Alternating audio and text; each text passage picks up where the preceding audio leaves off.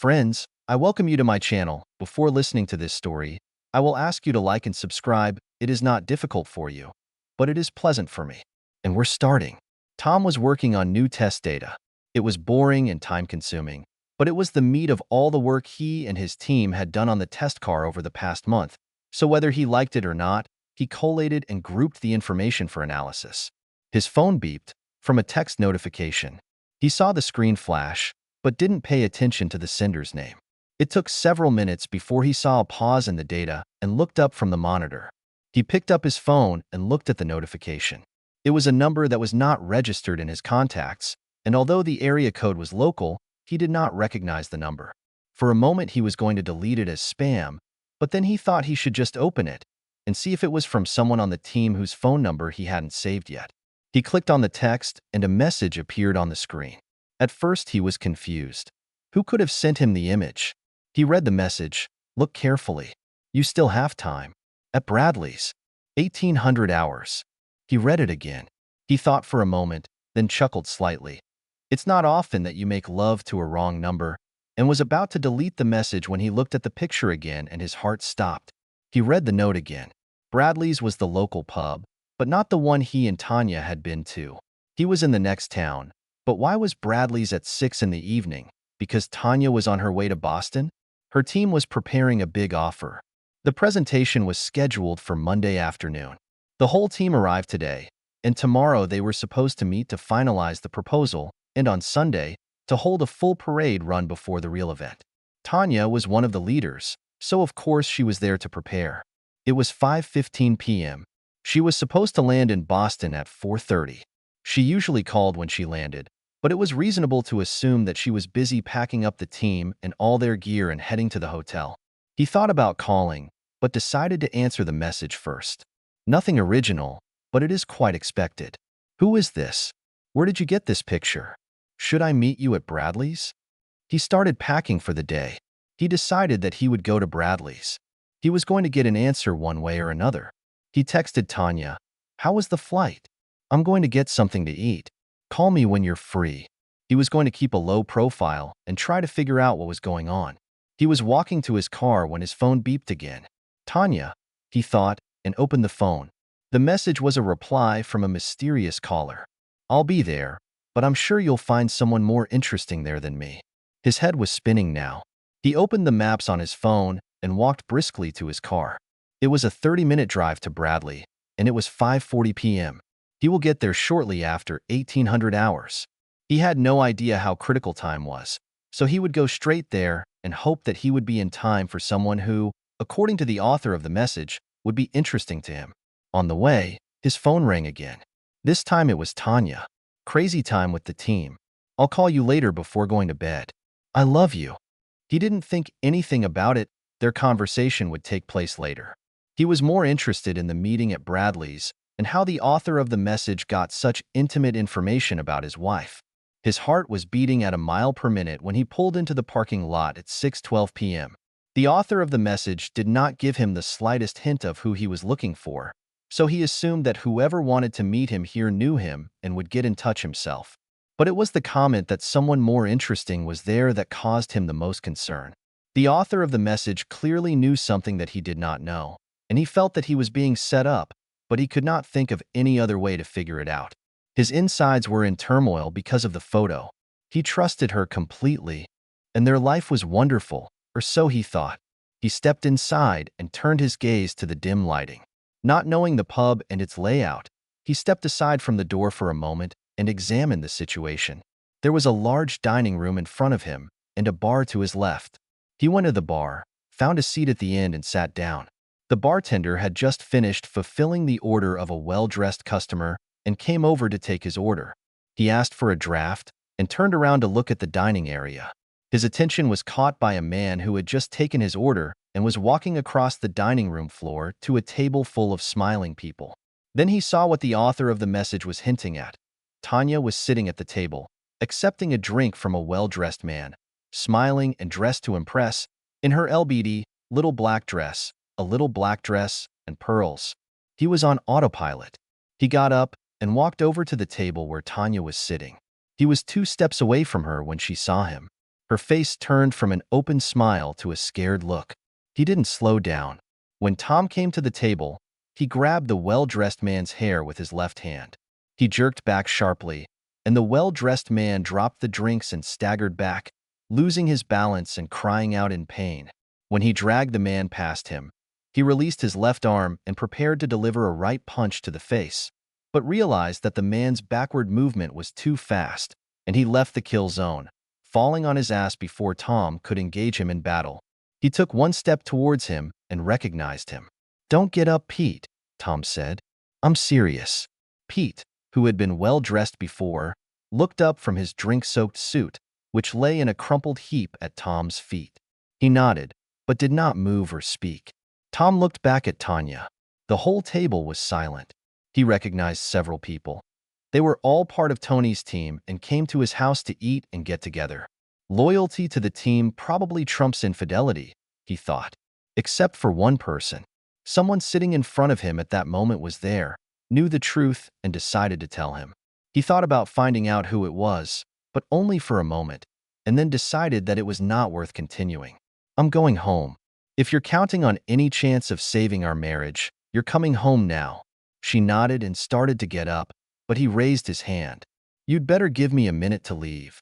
Before turning to leave, he looked at Betty Wilson sitting next to Bob Thornton. "Betty, does Bill think you're in Boston too?" "Bob, is that what Alice thinks?" They lowered their eyes.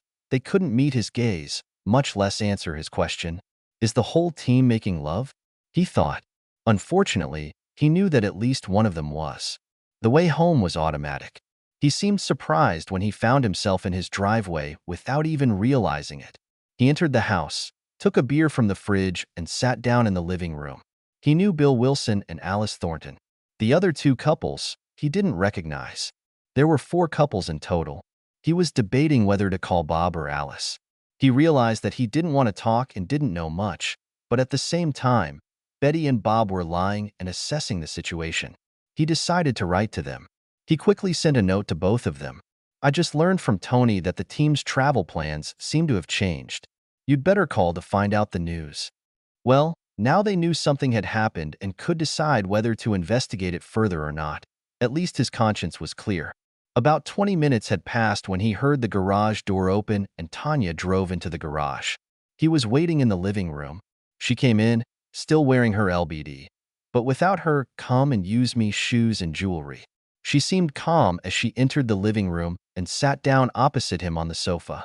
He was silent and waited for her to start. He knew that silence was a powerful tool in any discussion. He decided that the silence would last as long as it took. It didn't take long. Tanya seemed ready to explode. "It's not what you think," she began. He raised his hand to silence her. "You have absolutely no idea what I think about what I saw tonight," Tom replied. "We are both engineers, and I think you know as well as I do that there is no real or objective answer to any question, why. This is just a justification to mitigate the bad results. So I won't even ask why. Let's start with something simpler. What time is it? How much? How often? Do our friends know, besides the other cheaters at the table? Am I known as your cuckold among your work colleagues and our friends?" "No, Tom, it's not like that at all," Tanya said. "We are a team. Our travel plans were disrupted, and instead of returning home and starting again tomorrow, Pete suggested that we just stay in the city and relax before the start. I didn't see the whole team there. Where were all the others?" Tom asked. "When we received the message, some of the team decided to stay at home for one more night and meet us at the airport tomorrow," she admitted. "But you decided to lie to me," he said. "You looked pretty close to Pete. Is there anything going on between the star engineer and the prodigy, the program manager, that you would like to tell me about?" "Well, for starters, Pete is fine, and he convinced the owners of the Bradley restaurant not to press charges," she said in a positive tone. His eyes widened in utter amazement at her sense of devotion. "I don't care about your boyfriend. If that dumbass hadn't tripped over his own feet, I would have broken his nose. By the way, the jury is still out," Tom said. "Let him press charges. I've already spent the night in jail. It doesn't scare me. Admit it, it will be a convincing testimony," he said, with a half smile. "Do you love him?" Tanya was silent for a moment. He could tell she was gathering her thoughts. Yes, silence was indeed a powerful tool, and his mind was working overtime to fill the space left by her silence in conversation. Again, it doesn't look like it's going to end well. He's not my boyfriend.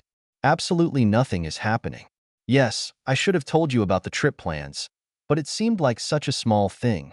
Whether I was in the city or in Boston, it didn't matter. You weren't expecting me, and I was still devoted to the team. All we did was have dinner before we went to our rooms. You had no reason to behave the way you did. He just brought the drinks. You completely disgraced me in front of my team.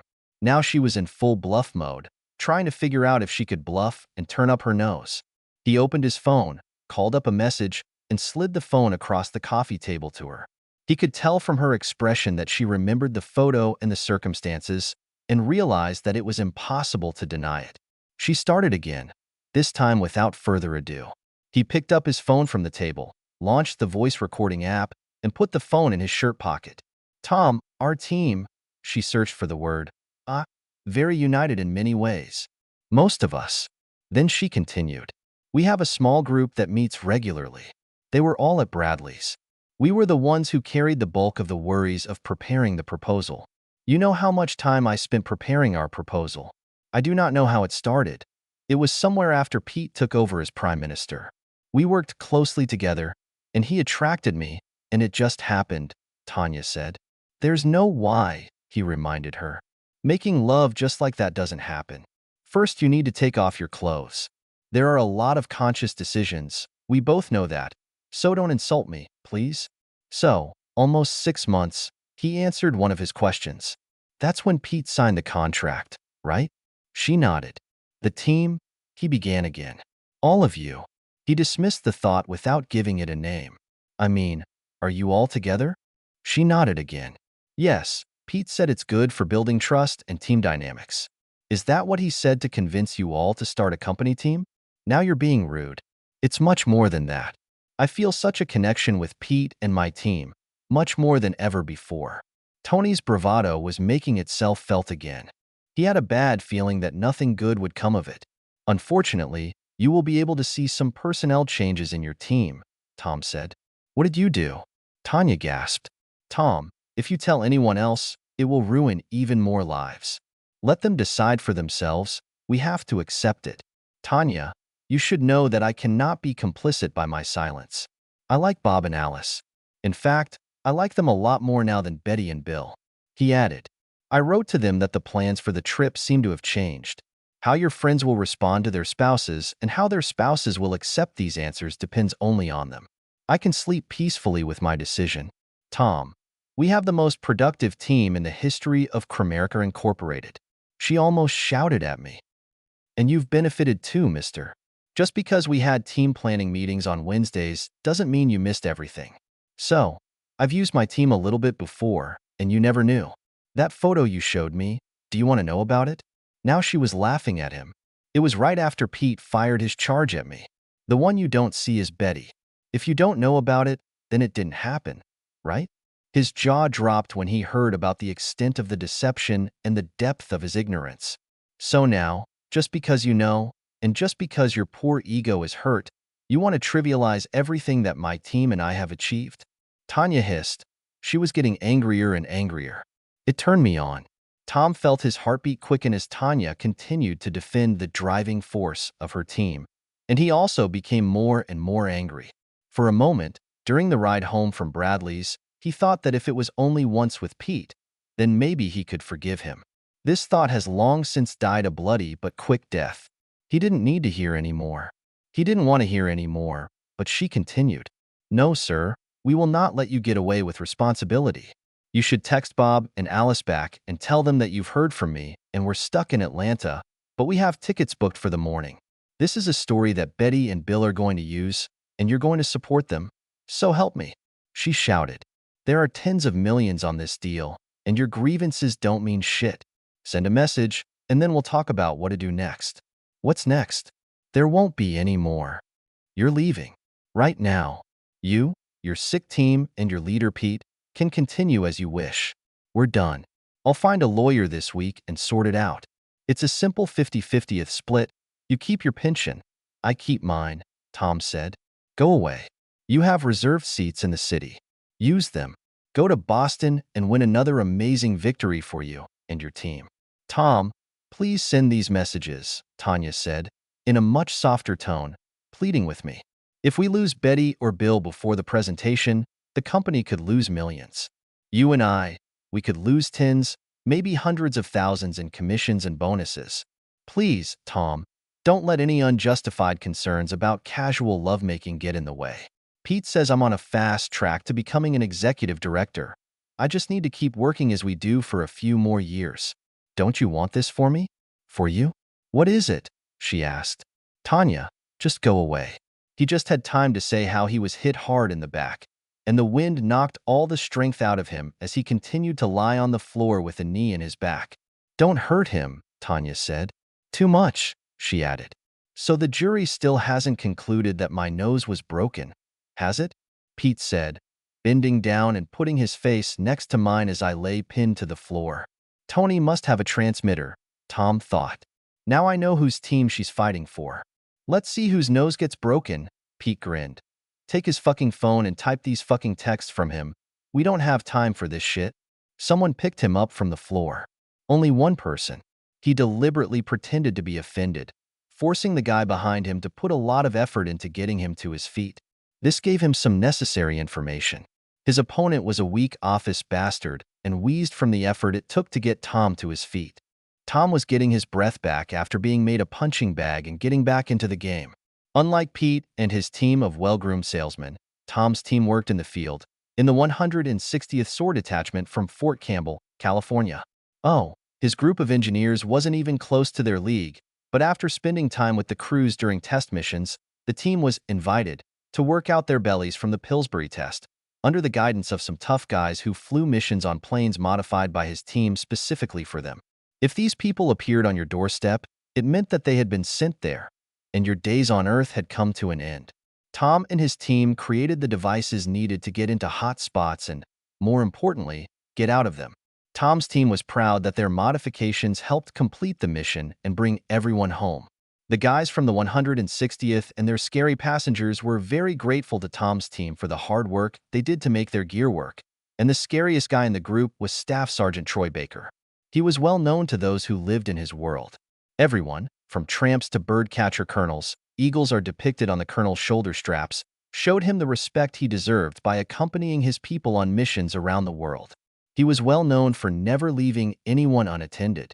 This reputation was cemented forever during the mission in Colombia. Senior Sergeant Baker told the young platoon commander of the lieutenants to stay close. This was the lieutenant's first mission, and Staff Sergeant Baker thought he was doing well for a rookie when FARC rebels opened fire and ambushed their group. They were able to fight them off, but then he looked back and saw that the lieutenant was lying on the ground, bleeding from a head wound. He lost consciousness, the medic said, checking his vital signs. Baker knelt down and picked him up in a fire truck. He's gone, the medic said again. Maybe, he said, but he's coming home with us anyway. The medic looked at him as if he had just lost his mind. There were still more than 5 crossings to the landing site. Through the dense forest, they would have been lucky to return with their ass, but carrying a dead guy. What was this guy thinking? The senior sergeant read his mind. I'd do the same for you, Billy, he told the medic. Stay close in case I need you. What happened has become a legend. When they returned to the base, the doctor met them when the helicopter landed. The medic explained to the doctor that the lieutenant had bought him. The doctor nodded his head and took out a penlight from his pocket. The medic watched in surprise as the pupils of the dead lieutenant narrowed under the harsh beam of the flashlight. Do you want to reconsider your diagnosis, doctor? Doc asked the medic as they hurried the revived lieutenant into the operating room. He was one of those guys who didn't age. He didn't say much, but when he did, everyone listened to him. He was trash. In an era of cheapness, simplicity, and disposable, he was none of them. It was created by hand and was unique, and it seems that Tom and his team had a special interest in it. During the long hours of downtime between missions, the staff sergeant showed his appreciation by teaching Tom and the team basic but effective hand-to-hand defense techniques. He told the engineers that it was better to know something just in case.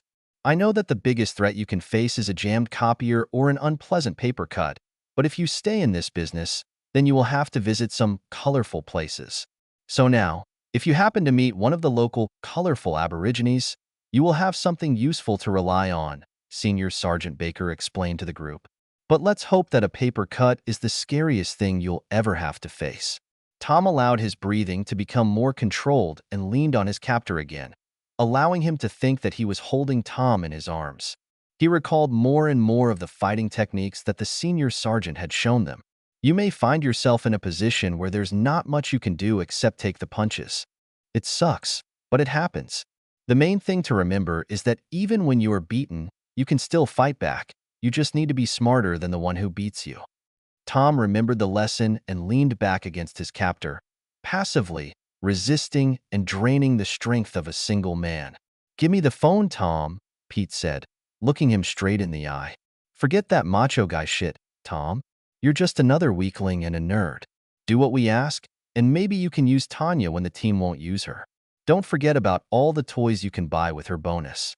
Damn, maybe Tanya will buy you a rubber woman for those times when she is otherwise busy." Tom kept his mouth shut while Pete took great pleasure in humiliating him by forcing him to follow his orders. "Where is it, Tom?" "What is it?" he asked, seeing the outline of the phone in his shirt pocket. "Ah, here it is." He reached for it with his right hand. Tom stepped back hard with his right heel, grazing his captor's shin about halfway up and dragging it down until he crashed into his toes, shod in Gucci loafers. He bent his arms and broke the grip of the kidnapper, who screamed in pain and fell under his leg, which could no longer support his weight. He saw Pete's eyes widen in recognition. His right arm shot out, and he turned his shoulder, as the senior sergeant had shown him, and hit with maximum force with his clenched fist in the center of Pete's face. He felt a bone break under his fist. A fountain of blood burst from Pete's nose, and he collapsed to the floor as if he had been cut down by an axe. He turned around to see who was holding him. It was Bill. He was lying on the floor and crying, holding his leg. "I think you broke my leg," he whimpered. Tom stepped hard on his foot, and Bill screamed in pain. "That should eliminate all doubt," Tom said. Turning around, he saw Pete on the floor, raising both hands to his face and trying to get to his knees. He walked up to him and lowered his face next to his ear. "Looks like your nose got broken, old Pete. I'm just not ready to take one on the team," he said, and hit him hard in the temple. Pete sank back down. His adrenaline kicked in. His breathing quickened as he searched the living room for Tony. At that moment, he felt a strong blow to the middle of his back and the base of his neck. He dropped to one knee and turned to face the new attack. Looking up, he saw Tanya with a cast-iron frying pan in her hand. She missed the target and dealt Tom only a glancing blow. He got to his feet and grabbed the frying pan. "Tom, we can still do this," she said. "Think about the money you're going to throw away. I will stop them, I promise. Just you and me, just like in the good old days, Tom." He massaged the back of his head with his left hand and stared at her, stunned by how quickly she was turning from one Tanya to another. For a moment, he thought about the alien from the John Carpenter movie Something, how it changed shape with each new challenge. He smiled at the thought. Tanya took this smile as a tacit agreement to her last request and moved to hug Tom. He lowered his left hand from his neck to hold her down. Then, after a moment's thought, he raised his right hand and hit her right in the nose. Not hard enough to knock her out, but hard enough to break a bone. Tanya screamed and collapsed to the floor. "It hurts, doesn't it? My eyes are watering. I can't see. I can't breathe. There's blood everywhere. It works every time. Why did you hit me?" She began to cry. "Because I could," he replied. His phone was still on and recording. Not all the records were in his favor, but he felt he had enough to justify his answers. He quickly looked around the room and remembered what the senior sergeant had told him. "Make a decision when you can act, and don't move until everything is right. But once you do everything and don't stop until no one moves but you." He looked around. Except for Bill whimpering in the corner and Tony trying to stop the blood flowing from her nose, he was the only one who was moving. "You saved another top," he thought. "It doesn't look like you, Loverboy and Mr. Bill. We'll be able to serve on Monday." Damn the bad luck and the omission of all these millions and big bonuses. Tom continued. Well, I wonder what Art will say when he finds out. He was going to call 911, but waited, realizing that as soon as the police appeared, he would lose the chance to question Tanya, and went to the place where she was sitting. A dish towel was pressed against her face. Tom knelt down next to her. Pinch the bridge of your nose with your thumb and forefinger. That's it, he said, demonstrating. The surge of adrenaline subsided, and he suddenly lost all his energy and sat down heavily in front of Tony. Where did his wife go? The Tanya he saw every day was not the same woman who sat across from him, and he wondered again how she had deceived him for so long and carefully. Was it worth it? He asked. Tanya looked at him and shook her head. It could be, she said, if you just agreed. We were so close. After Monday, I'd be on my way to the executive suite. It will throw me back. I can fix it, but it will set me back. So this is all you dreamed of, becoming vice president? Tom said. What about us? Deception. Lies. Will this continue? Tom, you're so naive. Pete knew that. He told me that your black and white ethics and Boy Scout views would hold me back if I let them. He told me that I had to break out of your control and become my own woman if I wanted to succeed. Did he tell you that before or after he made you a coming member of the team? Tom asked. You don't know the half of it. She spat. Oh, I was trying to be a good girl engineer and do all those things that you said would improve my career. Do you want to know what actually works? Tom was silent. When someone decides to blow themselves up, sometimes you just need to get out of the way.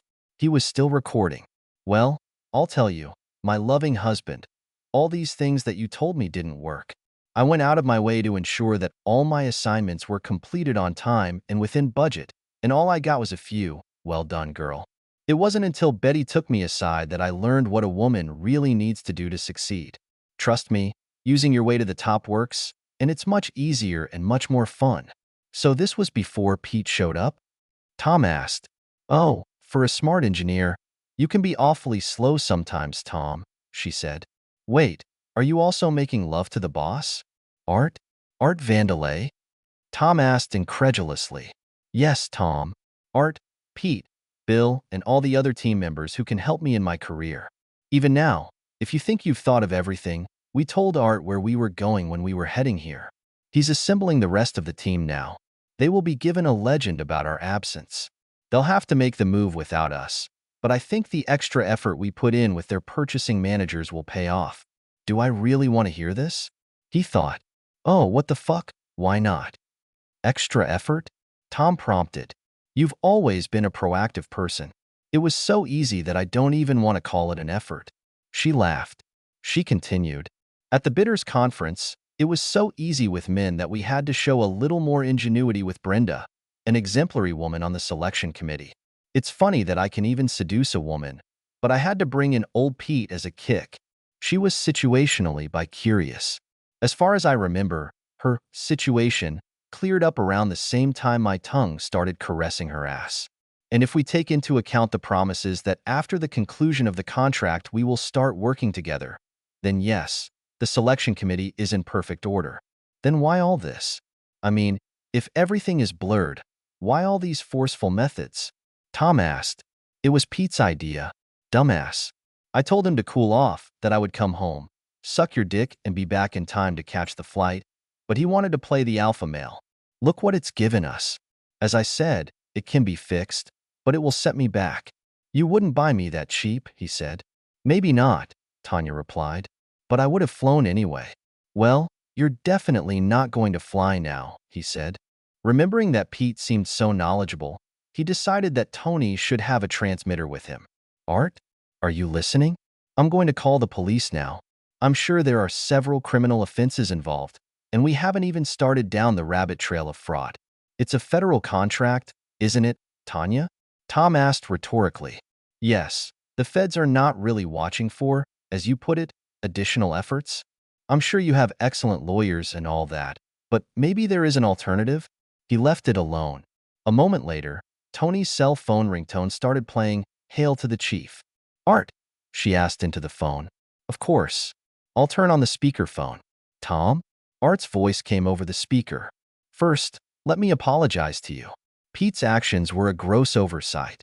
I can assure you that the board of directors will deal with him decisively. Thanks, Art. My heart was already relieved. I'm glad to see that you and the board take attacks and fraud so seriously. Tom, these are all very sad accusations. Lawyers will get rich, but no one wants to rock the boat. We can pay a fine. Pete and Bill will get community service. But in the end, you will get divorced and become twice as poor, Art explained in a businesslike manner. Do I hear an or in this story, Art? Asked Tom. Tanya always said that you were the smarter of the two of you. However, I'm more glad that I hired Tanya. Tom, we, Kramerica, displaced you in your wife's affections, and when you found out about it and raised the question, you were treated in the most shameless way. It's shameful. Shocking, Tom said.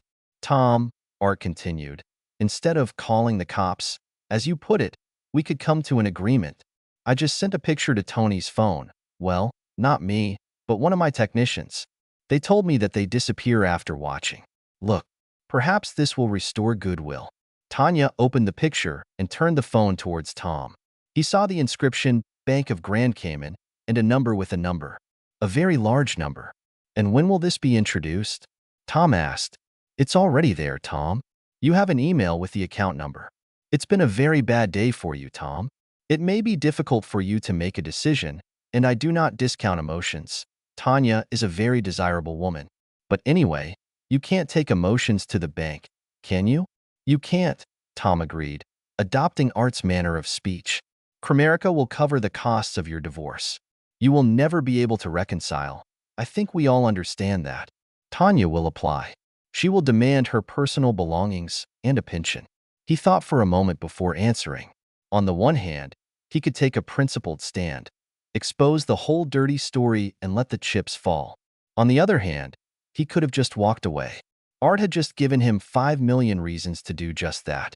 Does Kramerica have medical staff, Art? Asked Tom. Oh, yes, Tom. I think we have some doctors, Art replied. All right, Tom said. You'd better load a few into a limo and send them here to pick up your team. So we agree? Art asked. With Tanya? Tom replied. Exactly, Art agreed. Goodbye, Art, Tom said and ended the conversation. Tom took out his phone, turned off the recording app, and put it back in his pocket. I knew you'd understand it our way, Tom. We can still be friends, friends with benefits, when this is all over. She evoked, as it seemed to her most winning smile, but even her perky smile could not undo the effect of the destroyed nose. Her eyes were blackened, and blood was caked under her nose and dripped onto her chin in dry drops. Tom found the sight comical and allowed himself to smile. Once again, Tanya misinterpreted his smile as agreement and bent down to kiss him. Tom held out his right hand to stop her. He cupped her face in his hand and pushed her back until she fell with a crash onto the couch. Either I hit you too hard or I didn't hit you hard enough. In which world would I like to kiss you, Tanya? She looked up at him resentfully. Take whatever you want, but don't be here tomorrow, Tom said and went to the door. He stopped next to Bill. Do your legs still hurt? He asked. Yes, you bastard. It still hurts. Bill whined. Maybe this will distract you? Tom said and kicked Bill in the balls. Bill arched and groaned. He walked over to Pete, who managed to sit down. Pete raised his arms to fend off Tom. That's enough, Tom. I'm not going to hit you, Pete, Tom said, and Pete smiled. His smile disappeared the moment Tom's foot squeezed the fabric that made up Pete's testicles. He rolled onto his side. Tom went out. He got into his car, not knowing where he was going, but food and shelter occupied a high place in the hierarchy of needs, for a good reason. He had a burger at one of the cafes and checked into the Red Roof Inn outside the city, near the freeway, and fell asleep as soon as his head touched the pillow. Despite the ache and pain from 100, yes, at least 100, as he believed, various insults inflicted on his body, he woke up early in the morning and dragged his aching body out of bed.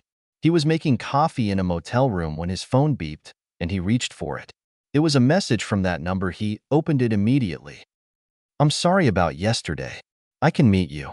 TGIF, an acronym for the phrase Thank God It's Friday. Thank God.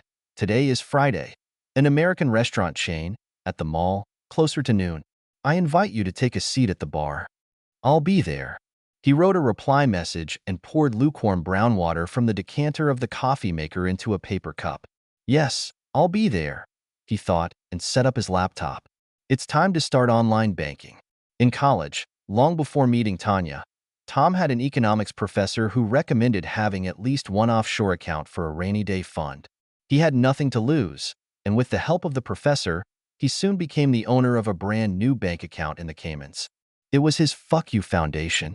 He opened an account 10 years ago and replenished it whenever possible. He was proud that he had about $50,000 in his account.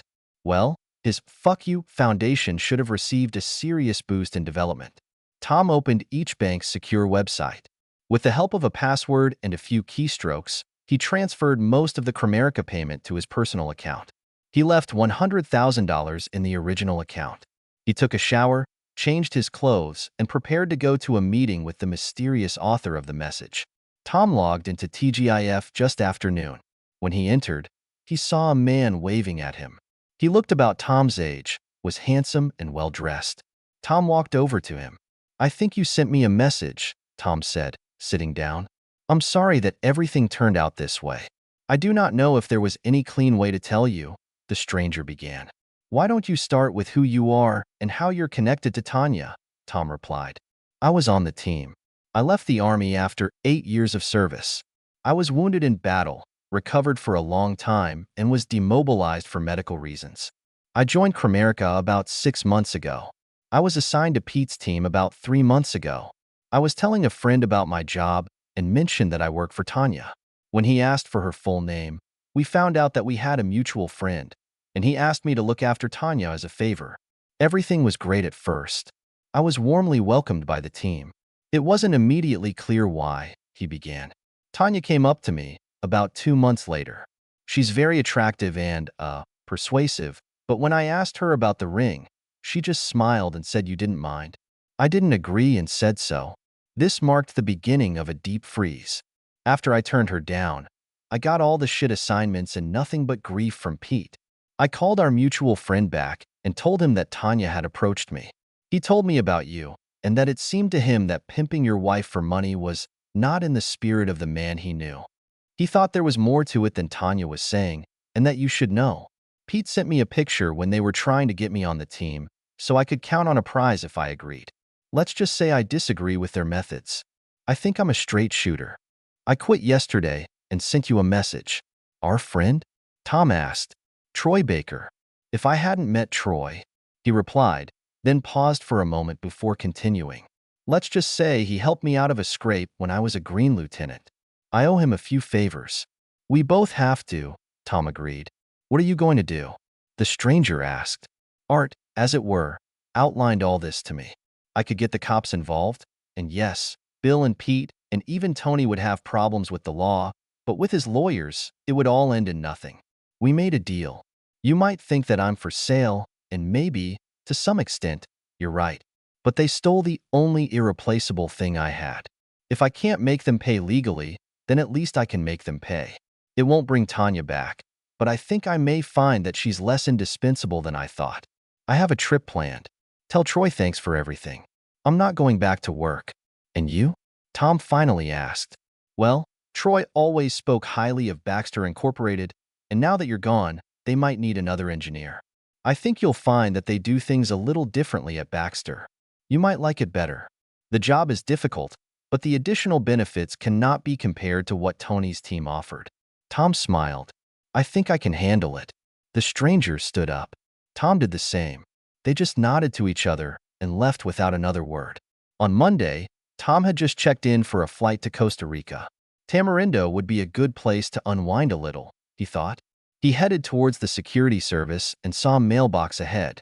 He reached into his pocket and took out an envelope addressed to the U.S. Department of Justice, Washington, D.C. There was a flash drive with a recording inside. Perhaps they will be interested. Who knows, he thought. Maybe Art's lawyers aren't as good as he thinks they are. He dropped the envelope into a drawer and walked over to the security line. The epilogue is 9 months later. Tom was sitting at his usual table in the cafe. Anna, as always beautiful, brought him his cerveza. Thank you, dear, he said, and raised the bottle to his lips. He got the mail. He was still holding the envelope in his hands. There was no return address. He wondered who had found him. He wasn't going to take any difficult steps to go unnoticed, but finding him in a small town on the Pacific coast of northern Costa Rica might require some resources beyond the reach of an ordinary guy. His first thought was that Art's men had found him. He left it at his house for 2 days. He was sure it wasn't a bomb, but he couldn't be too careful. "Carlos," Tom said to the owner of the cafe, "do you have knives?" "See, Mr. Tom." Tom handed over the envelope and took a few steps back. "You can never be too careful," he thought as Carlos opened the envelope. He handed it to the one who thanked him. He took another sip from his beer bottle and turned the envelope over. Several sheets of paper fell on the table. He picked up the note. "I thought it would be interesting for you." That was all that was written in the note, and instead of the signature there was a phone number, the same number. Troy would have the resources to find him, he thought. "I can live with it." He turned over another piece of paper. It was a copy of an article from a newspaper with a photo. The photo showed Pete, Bill, Tanya, and Betty being led out of the Cromerica building in handcuffs.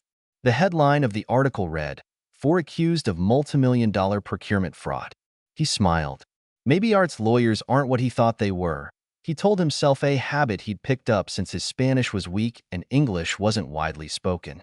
He liked to hear English spoken, even if it was just talking to himself.